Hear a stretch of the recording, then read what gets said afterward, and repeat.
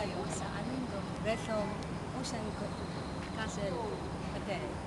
Kita niyo po ang napinsala ng mga bagyo. Ayan.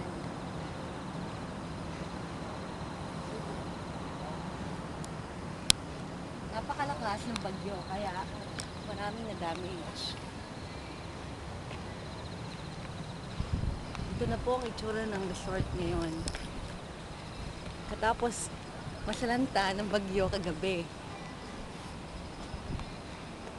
Mga puno ay nagsibuwan.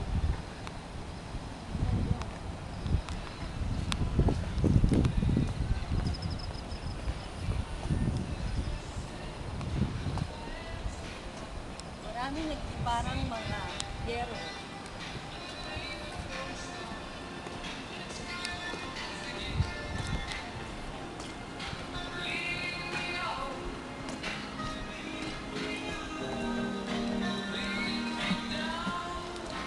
Ito naman ang napinsala sa amusement park.